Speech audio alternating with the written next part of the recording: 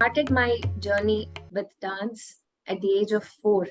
I learned for about 6 months from a teacher. And then at the age of 6, I joined under Sheela ma'am, Smt Sheela Unnikrishnan. So right from that age, after 1 year of my training, ma'am started including me in her group performances, group productions. I did small roles.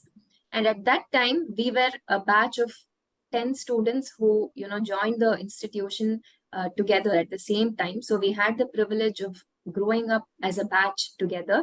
And since we were like the first batch of young students for Sheela ma'am, she did a lot of experiments with us in terms of choreographies and new experiments.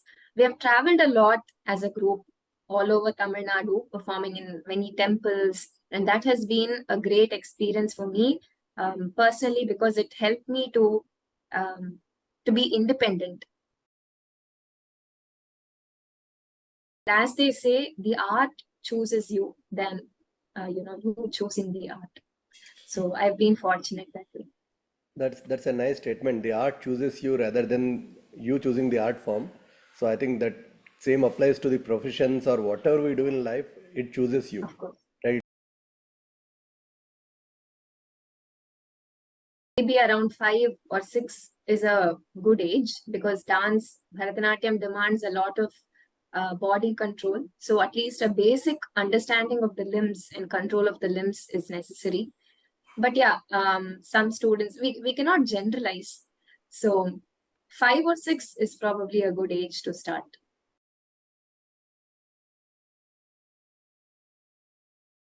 What is unique about this Bani is that this was founded by Mangudi Sri Dware Raja Iyer, who was a great Mridanga Vidwan. So since he was into the rhythm aspect of music, this style gives a little more emphasis or little more importance to the nuances of rhythm, to an extent that we have a special piece called the Shuddha Nrittam, which was conceived by Mangudi Sri Dware Raja Iyer, which is a conversation between the mridangam and the anklets of the dancer. So whatever the mridangist plays on the mridangam, the dancer has to respond with the footwork. So that is a unique piece in the Mellatur school.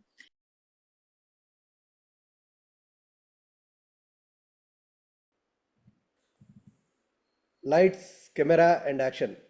Welcome to one more episode of And Beyond with Krishna Datta. Today we have someone who started her career as a dancer at young age of 6 in Mellatur style of Bharatanatyam from her guru Smt Sheela Unnikrishnan. She is an accomplished dancer and an author of a book called Perspectives. Let me welcome Harinie Jeevitha. Welcome to the show, Harini. Namaste, sir. So I want you to share your dance journey in 2 to 3 minutes for the audience to know how you choose a path of being a dancer and how has been the journey so far. Okay. I started my journey with dance at the age of 4. I learned for about 6 months from a teacher. And then at the age of 6, I joined under Sheela ma'am, Smt Sheela Unnikrishnan.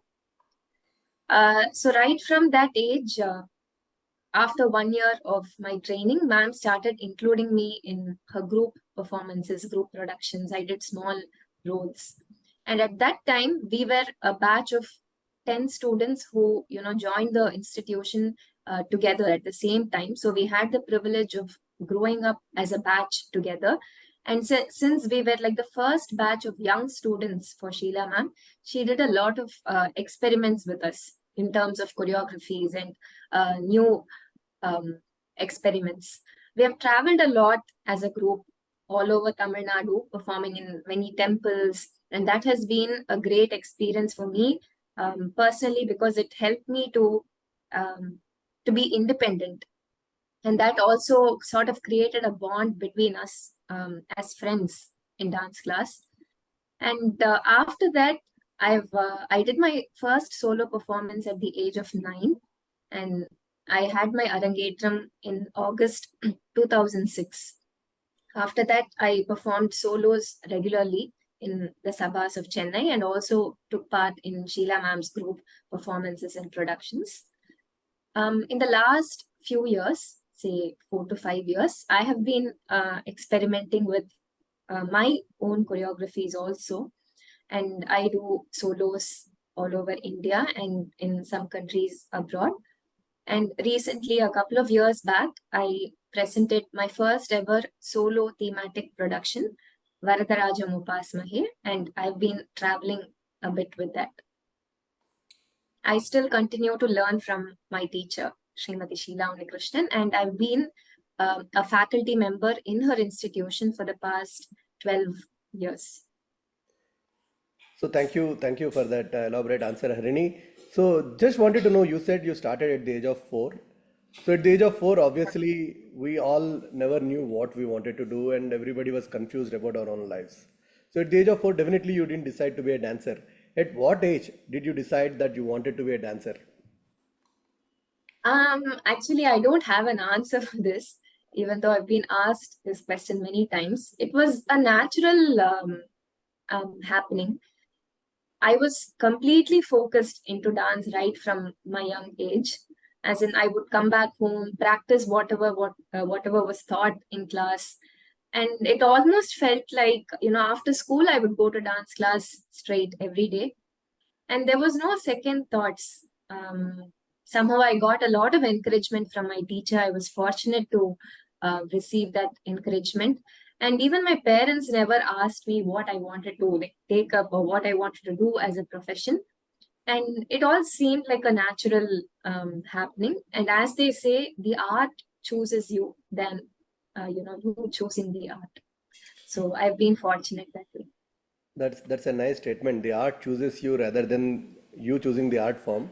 So I think that same applies to the professions or whatever we do in life. It chooses you. Of course. Right? It's like the calling of the art, that they wanted somebody like you to flourish the art form beyond what's happening today, right? So according to you, what will be a right age for someone who want to put their children to a dance school, right? There are so many parents who may aspire their girl to be a Harinie Jeevitha. So what do you say, that what age they should start? Again, it's not like a fixed answer that you can give. Maybe around 5 or 6 is a good age, because dance, Bharatanatyam, demands a lot of body control. So at least a basic understanding of the limbs and control of the limbs is necessary. But yeah, some students, we cannot generalize. So 5 or 6 is probably a good age to start. Great. So 5 or 6 is a good age to start, is what you said, for anybody who aspires to send their son or daughter to a dance school. So talking about your style of Bharatanatyam, your art form, Mellatur style of Bharatanatyam, how different is it from the other style that is conventionally popular? Okay. So as you said, there are different schools or different banis, as we call in Bharatanatyam. Just like other banis, like Pandanallur Bani, Tanjavur Bani, Varbur Bani, this school, which is called the Mellatur Bani or Mellatur School of Dance, also gives emphasis to clean lines, cleanliness in execution, as well as fluidity. But what is unique about this Bani is that this was founded by Mangudi Sri Dware Raja Iyer, who was a great Mridanga Vidwan. So since he was into the rhythm aspect of music, this style gives a little more emphasis or little more importance to the nuances of rhythm, to an extent that we have a special piece called the Shuddha Nrittam, which was conceived by Mangudi Sridhara Raja Iyer, which is a conversation between the mridangam and the anklets of the dancer. So whatever the mridangist plays on the mridangam, the dancer has to respond with the footwork. So that is a unique piece in the Mellatur school. And there is one other item called the Perani Natyam, where the dancer dances on an inverted mud pot. So all these are special pieces curated by the founder of the Mellatur school. And Mellatur is where we have the Bhagavata Mela Natakam. I'm sure you would have heard of it. It's a drama tradition. Right. And therefore, I believe that this school of Bharatanatyam gives more importance to dramatization, or, including dramatic elements while portraying characters. And again, Mangudi Doriraja Iyer was a Sri Vidya Udvasaka. Therefore, there is more importance or stress given to the bhakti element of dance. Right. So when you talk about bhakti, I keep watching a lot of videos of you and many other people doing the dance. And one of the questions that we always have is just, I don't know, yeah. Wait, God. Sorry about it. Somebody.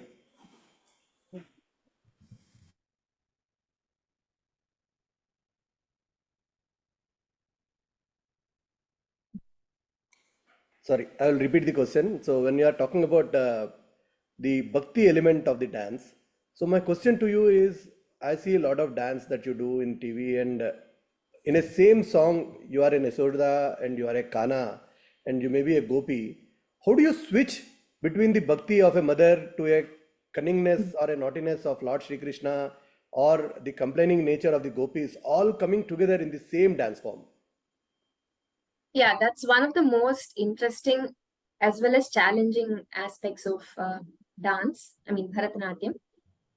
We are supposed to play different characters, even in different songs. We portray different kinds of heroines, one who is sarcastic, or one who is, separated from her lover. And I have been fortunate to explore a wide range of characters, especially through my teacher's dance drama productions, right from Muruga to, Parvati, Shivan, Krishna, Radha. And very recently, I portrayed the character of Lord Srinivasa's mother, Bakula Devi, which was a very interesting character for me. So I think it comes by practice, sir. Over the years, we know how to differentiate between the characters. And as they say, get into their skin, get into their shoes.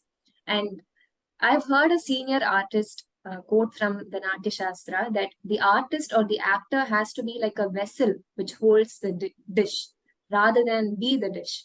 So when you're the vessel, you have that separation, and you'll have that detachment. At the same time, you're just doing the role assigned to you. It is a sort of life lesson too, to do the role and not be so attached to the role that you're playing. Right. So, talking about it, there are challenges when the song is in multiple languages, right? There are slokas which are in Telugu, there are Tamil, there are Malayalam. So, do you understand all the languages, or do you translate it to Tamil? That's what you understand the character and the role, the affection that the poet is talking about? So I think to understand the emotion, language doesn't really play a role there. To understand the emotion, you should sort of put yourself in those shoes, try to expand your horizon, and get a feel of what that emotion is all about. But language, I don't know all the languages, but when it comes to a certain composition, I think it is necessary that the dancer knows what each word means. Even if they don't know the language, at least for the sake of the composition, they should be aware of what each word means, and have a, they should know the literature of the composition. Right, right. And moving on to your practice, how many hours of practice were you doing when you were a kid, maybe when you were learning in the college days or whatever we are talking about? And what kind of practice do you put in into the art? Because I know practice, you would have done maybe hours of practice to reach where you are here. But just to give an idea to someone who wants to pursue a career like you, what kind of practice should they put in to be somebody as perfect as you? As I mentioned earlier, during my school days as well as college days, it was after school, I go straight to dance class. And I was lucky because Sheila ma'am was working in my school as a dance teacher, in fact. So even in school, mostly I was, into some performances, and I was almost practicing every day, even in school. So that's how it was. We have had very intense training during my early days. And as I said, we were like a batch of 10 of us who grew up together right from the age of 6 to probably 18. So it was all very intense and multifaceted learning, I would say. We got a taste of several things like music, drama. We were even like exposed to teaching at a very young age. So it was a very comprehensive, multifaceted learning that I got during my childhood. And I consider myself very fortunate that way. Definitely, Bharatanatyam requires several hours of dancing. And that's how my initial years were. And even now it's like that. So now I have my morning hours also for me. So I mostly try to spend at least 4 to 5 hours in the morning in some deep work, that is work which helps me grow as a person as well as an artist. So the body is our instrument, right, for dance. So I spend some time focusing on the instrument through yoga, fitness training, just taking a walk. I read books, poetry, or non fiction, spiritual books, and I spend some time in creative work. I take naps, which I consider very essential during the day. So that's how my mornings are usually spent. And the evenings are in dance class where I practice with my group, with my teacher, and also teach there. Right. So when you talked about poetry, I thought of switching the question to your poetry skills. I saw there were some poems you have written, and the book is called Perspective. So can you throw some light around what made you think of getting into poetry as a hobby, or I will say as a passion? And what is all this perspective?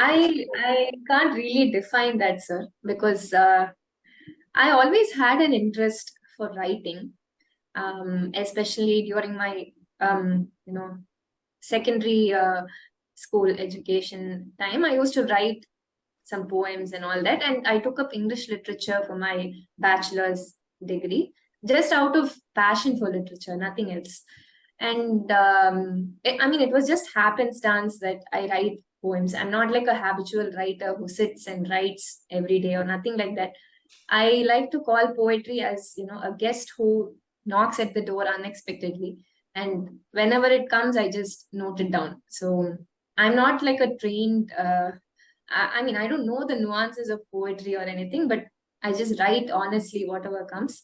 So that's how I brought about perspectives. It was during the lockdown. I thought, okay, it was a collection of poems that I had written over a period of time. So I thought maybe I'll publish it.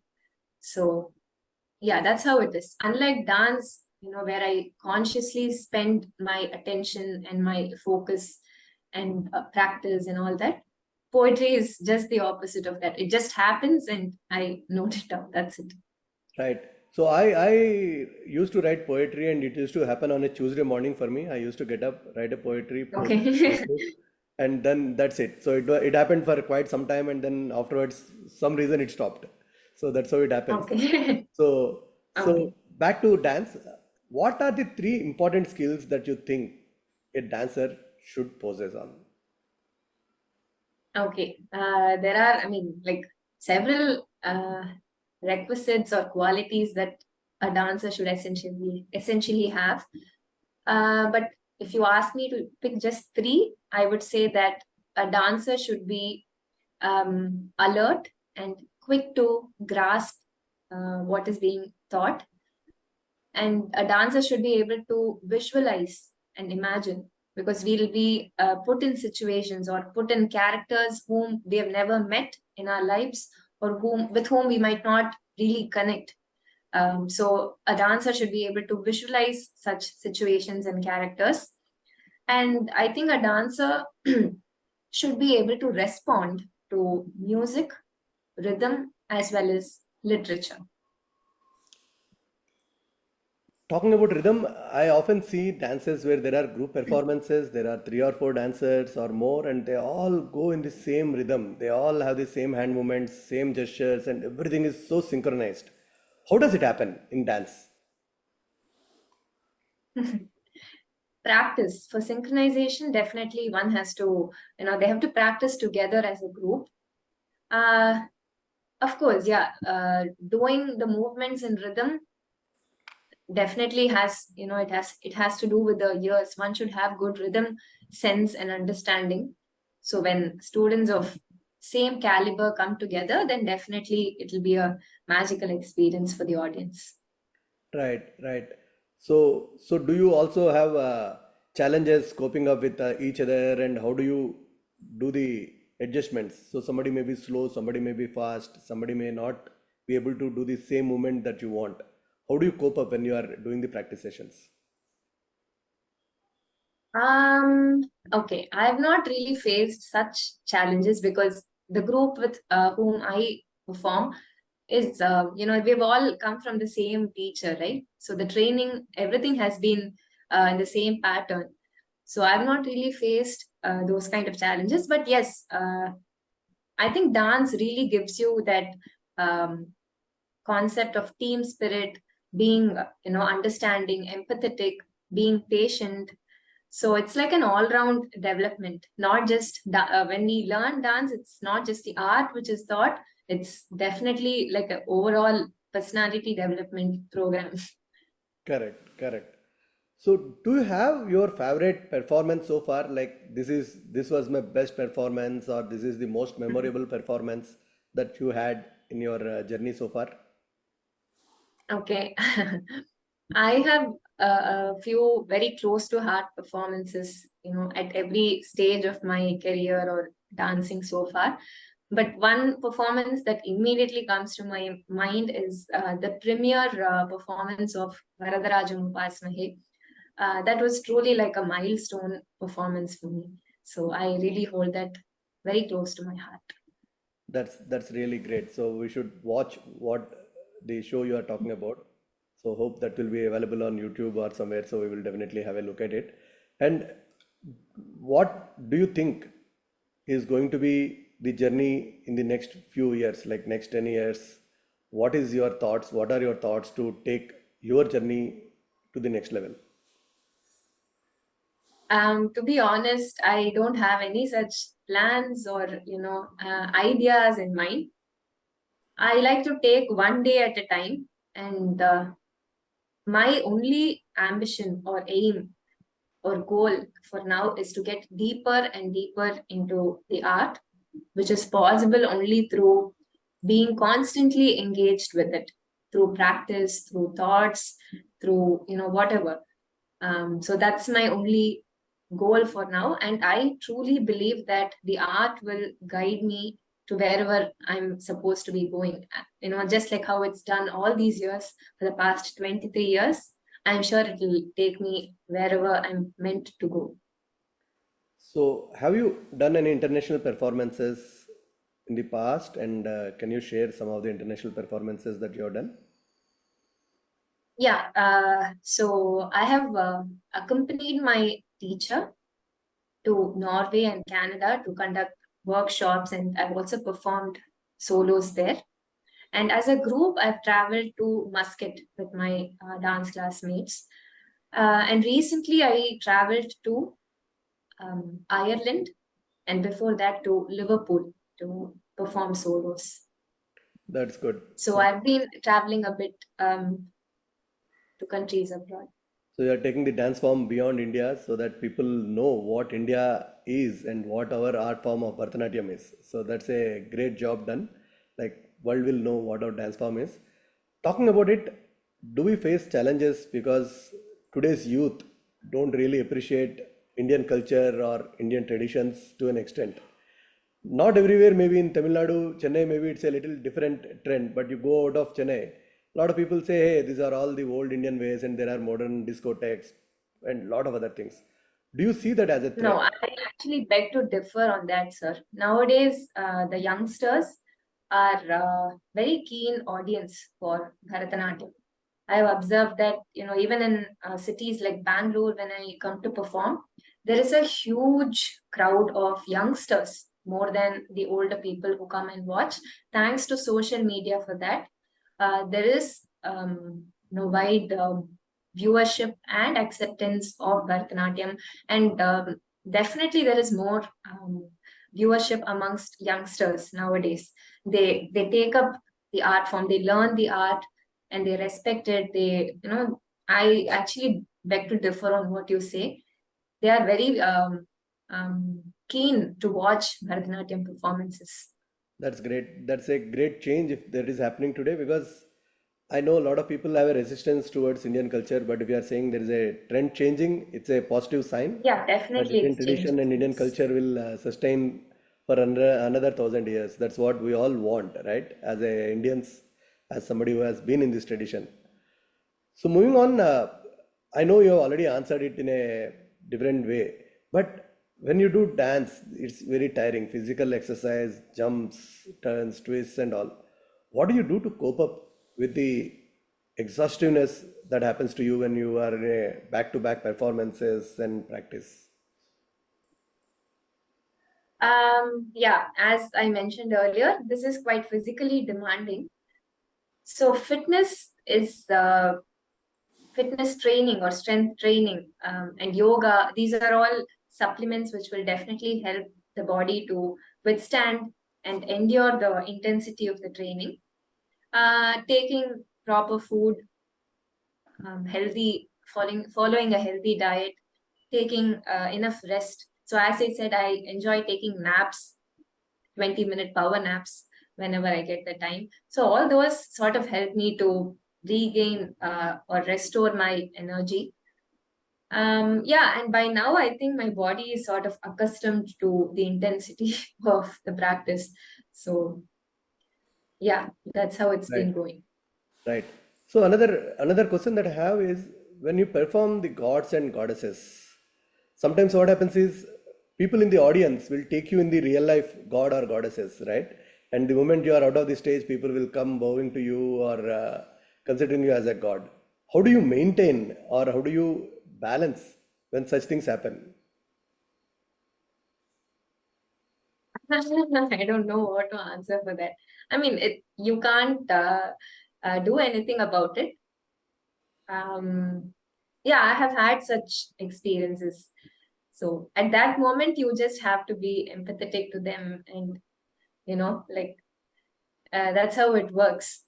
As I said, you're just the vessel Correct. um, to hold the to hold the character in you. That's why they call it patra. Patra is vessel. So we should know to draw the line. Correct. So Yeah. is there any role that you wish that you should have performed which you have not done so far? Um, I can't really think of any specific character, but I'm always excited to explore different characters. With some characters, we feel really at home, and some characters really challenge you to think out of your comfort zone, to really place yourself outside your comfortable horizon. So those kinds of challenges really help you even grow as a person. You will get to see the world through a different lens, and that will definitely help you grow as a person. So I'm always interested to explore different characters. That's good to explore and do new things every day, because that's what I also try to do in my life. So every time I've switched gears, I've done something new and different. Moving on to Mm. your family at home, how do people cope up? Because I know if somebody is dancing 24 hours on the head, it is like irritating to people. Like, I don't know, I don't have somebody to dance at home, so I don't know about it. But how do people cope up? Like, do they cooperate with you? Of course, now you are a celebrity, so people may cooperate. How was it when you were young? No, no, no, no. So I have been very lucky to have extremely supportive parents as well as family. They've never asked me, so they've never interfered with my dancing life or whatever it is. They've never asked me any questions regarding dance. So they've always given me the freedom to follow my heart, and they also had the confidence in me that I was going in the right direction. So I have never had any hindrances from family to pursue the art. So I got lucky that way. That's a positive thing to have a family like that. I think it's kudos to your parents and your family that they are so supportive about what you are doing, right? So, moving on, do you want to take your poetry to the next level and do something about your poetry because you are also a literature graduate along with your dance journey? As I said, uh, poetry is not something that I plan and think and write. If it happens, it happens. If it doesn't, it doesn't. I don't force poetry out of me. So whenever it comes, I'll be quick to receive it and note it down. So I don't have any ambitions per se, even with poetry. I'm happy with the little spontaneous overflow of words or emotions or whatever that happens occasionally, and I just record it. So yeah, I'm someone who likes to go with the flow, but be true to every moment, or be sincere with whatever I do. I don't have like big ambitions or ideas in mind for future. So, one of the things I see in people who try hard to become someone big, they become humble first and then they become the artists, right? I can say that, right? So Harini, when I called you, you said you are busy preparing for some play. So, can you just give a brief about the play or the show that you are preparing for, like what it is all about and what is it that you are trying to do? uh, we have a group production coming up, sir. This is a new production, and so this is about a temple in near Mayavaram. This is a Vishnu temple where they have 11 manifestations of Vishnu in the same temple. So this is like a Divya Desam. You must have heard of Divya Desams, right? Yes. 108 Divya Desams of the Sri Vaishnavas. So this is a temple which has 11 Divya Desams together. And so they have 11 Garuda Sevas. That is, all the 11 Mahavishnu manifestations come together on one day, and the devotees get to see 11 Garuda Sevas on one day. So this production is about that particular temple. So that's what we've been practicing for, and for the past 1.5 months. That's really nice. And when is the show happening? When is the final? This is on June 29th Okay, in Chennai in okay, Ardhagan Sabha. okay. So that's good. Mm. So, do you also perform during the Madras Margali season? Do you have Yeah, shows during yeah, that time? I do. I Okay, do. Yes. okay. So, I think last conclusion, I want you to give an advice to youngsters who want to learn dance on what you think they should focus on, physical fitness, attitude, and a lot of other things. Maybe advice to youngsters will help. Uh, yeah, probably the first thing that I would say is not to get carried away by fame. The world is moving fast nowadays, and everyone is going behind fame, and it's becoming quite easy also to become famous through social media. You just post 1 minute reels every week and then you're famous. So that's not how it works. Bharatanatyam is much, much deeper than what we see, what we think it is. So I would my friendly advice to the youngsters would be to only focus on the art, be completely immersed into it, be sincere, be hardworking. There is no, you cannot replace hard work with anything else. So be hardworking, be determined, and try to immerse yourself in the art, and other things will just follow. Correct. So do what you need to do and leave the results. Karmanya Leave the rest. vyadhyate ma phaleshu kadachana. That's what you have concluded Correct. with. So it was really Yes. great talking to you, Harini, and I know you have a busy schedule and you agreed to join this podcast. I'll be happy to meet you in Chennai and maybe do one more podcast with more questions, and it will be more vibrant when we meet in person and do it in a physical place. Looking forward for that. Thank you once again for being with me. Thank you.